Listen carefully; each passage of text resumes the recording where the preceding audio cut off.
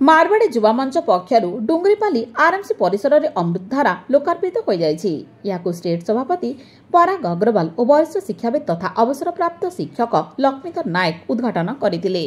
डुंगरीपाली साप्ताहिक हाट और अन्य बेसरकारी अनुष्ठान को दृष्टि रखी मारवाड़ी युवा मंचर डुंगरीपाली शाखा बहु दिनर मानस मंथन पर आज ताहा सफल रूपायन हो पारिछि। जल ही जीवन, जल जोगाई दे युवा मंचर यह महत् कार्य को सबु महलरू प्रशंसा करा जायछि। पर आरएमसी सभाकक्ष एक बैठक अनुष्ठित होइथिला। एथिरे मारवाड़ी युवा मंच स्टेट सभापति पराग अग्रवाल, राकेश अग्रवाल, डुंगरीपाली शाखा सभापति जोगेश अग्रवाल, उदित कुमार बाबू, लक्ष्मीधर नायक, बजरंग अग्रवाल प्रमुख मंचासीन थिले। जल जोगाई देबा भली महत् कार्य यह तृतीय।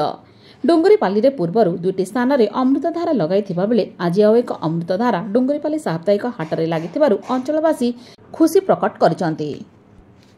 शिवानंदपड़ा स्थित आरएमसी रे मराठी समाज तरफ विशेष युव मान तरफ प्रचेषा जो अमृतधारा कार्यक्रमटा अनुष्ठित है, यहाँ प्रकृति अति अति मोहनीय कार्य बोलिक मु मन करेतु यार द्वारा ये भितर जो बजार दिन तो तत्संगे संगे अन्य गुड़े अनुष्ठान भी अच्छी से समस्ते लोक माने उपकृत हेबे ए पानी पीकरी। एटा प्रकृति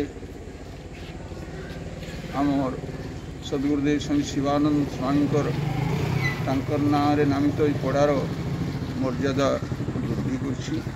द्वारा बहुत किछि तांकर अभाव पूरण हेबो।